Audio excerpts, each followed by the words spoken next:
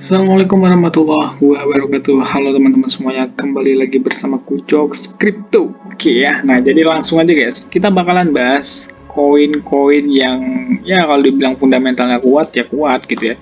Nah, tapi sebelum kita lanjut, teman-teman bisa dong subscribe dulu channel ini, dan jangan lupa kalian bisa like, komen, dan share sebanyak-banyaknya ya. Dan kalian juga bisa gabung nih ke dalam grup Telegram ya, linknya itu ada di deskripsi. Jadi kalian bisa gabung, nanti kita bisa sharing-sharing, diskusi bareng, ataupun juga kita bisa nanti saling bertukar sinyal gitu ya. Yang jelas banyak orang baik di dalam grup tersebut yang selalu memberi sinyal.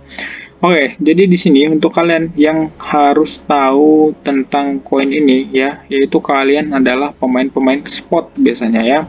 Untuk pemain future itu biasanya lebih update-nya di grup karena memang untuk jangka waktunya kalau pemain future ini harus akurat ya, harus maksudnya nggak bisa lambat-lambat gitu. Kalau spot kan bisa untuk jangka beberapa tahun gitu ya.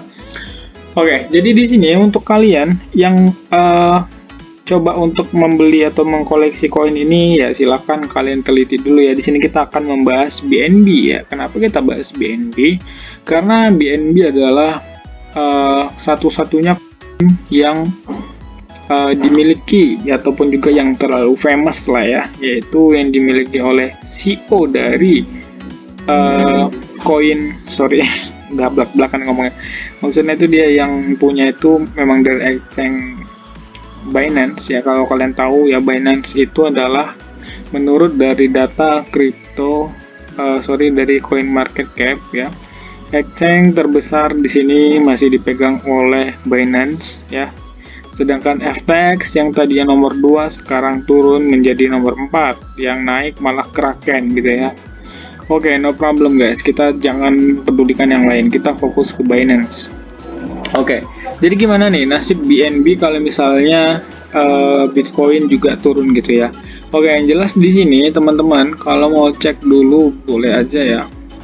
Kita bisa cek, kita bandingkan dulu.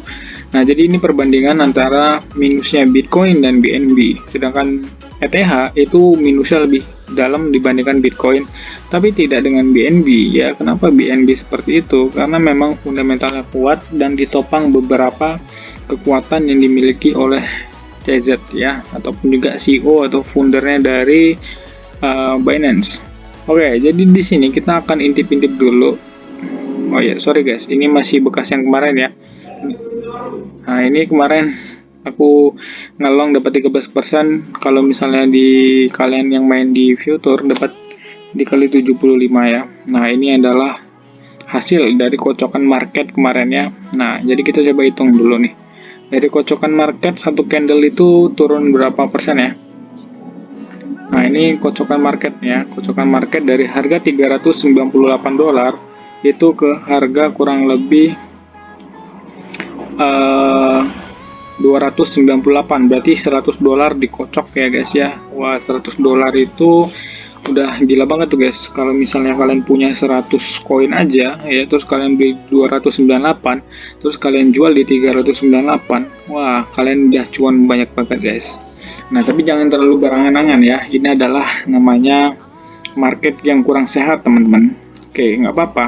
Nah, jadi kemarin ini dia kan triple bottom ya, terus sekarang triple bottomnya udah hancur dan udah tercapai sih sebenarnya targetnya ya, sesuai dengan volume-volume yang ada di cupnya gitu ya. Oke, sekarang apa yang harus kita lakukan terhadap koin ini gitu.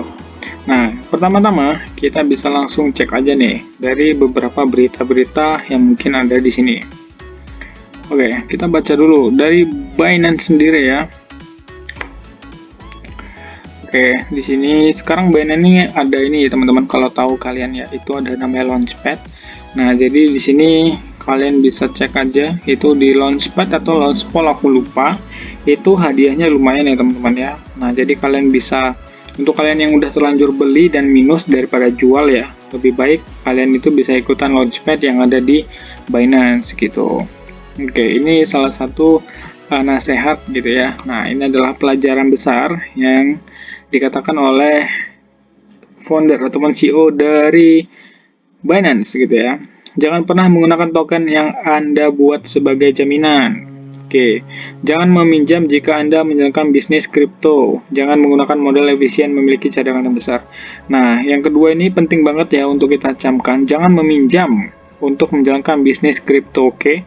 Jadi teman-teman jangan sampai kalian itu ngutang di bank ataupun kalian menggunakan tabungan darurat untuk ya itu tadi, nggak boleh.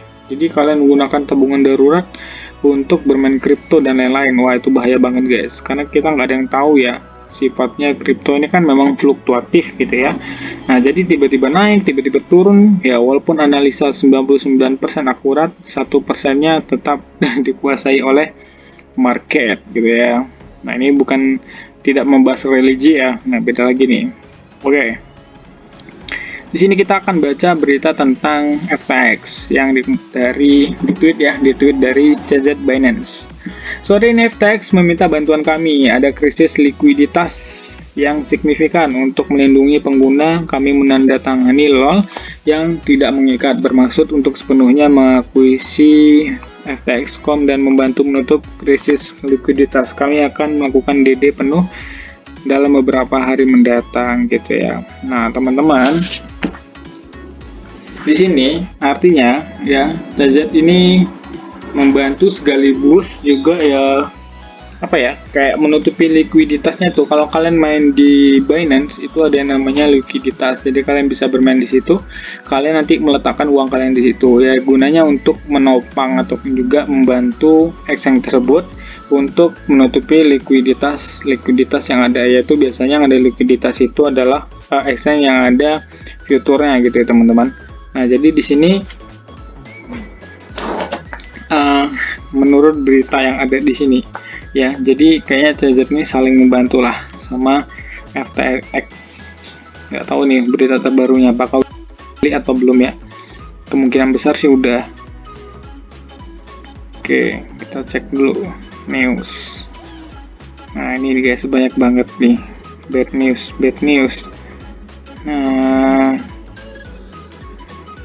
1B masih jauh lebih banyak daripada yang saya miliki. 1 miliar. Bukan 1 miliar, 1 triliun, 1 bilion, 1 triliun dolar. Anjir, gila banget deh. Kalau udah pemain gini udah gila-gila banget, guys.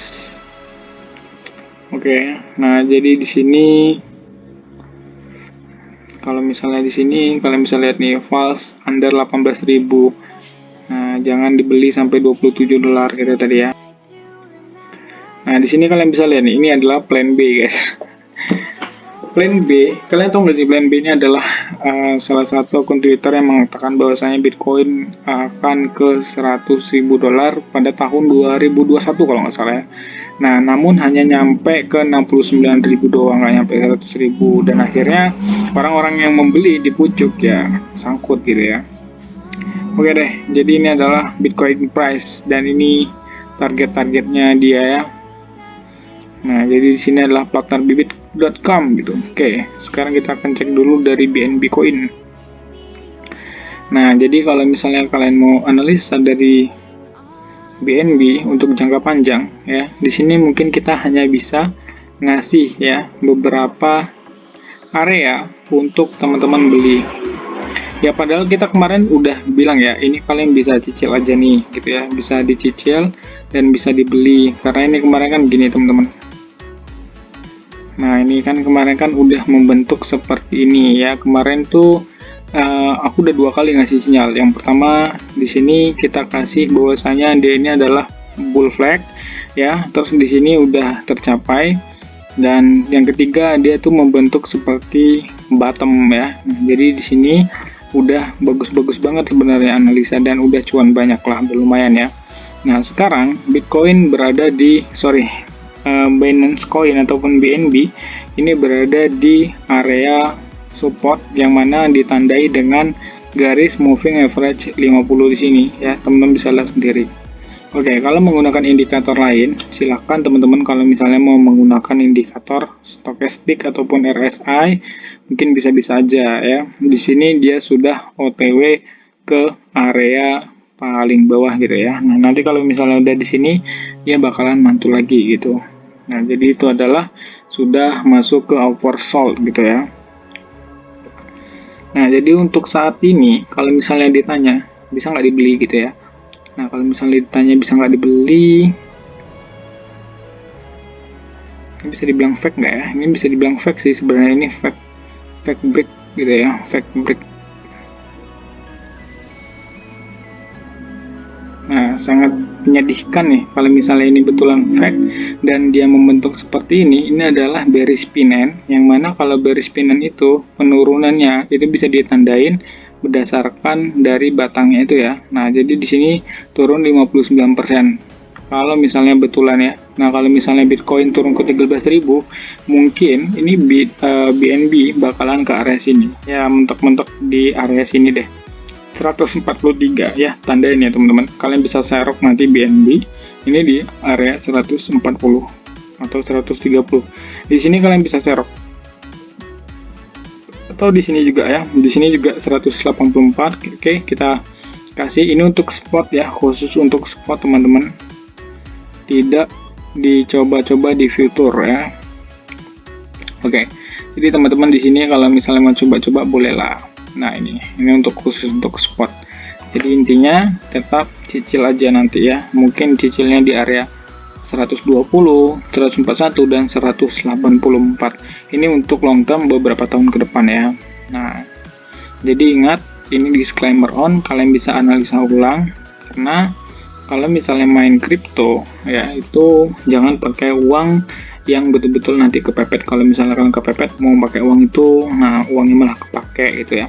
Jadi intinya kalian harus analisa ulang lagi dan jangan sampai kalian kemakan dengan analisa orang-orang ya, karena setiap orang tuh analisanya berbeda dan nggak ada yang bisa menyalahkan analisa orang. Pada dasarnya kita kan bebas berpendapat ya teman-teman ya. Nah, jadi bebas berpendapat, apapun pendapatnya ya harus diterima resikonya kalau kalian mau ngikutin. Kalau nggak mau ngikutin dan nggak mau terima resikonya, kalian bisa menganalisa sendiri. Oke, jadi gitu aja.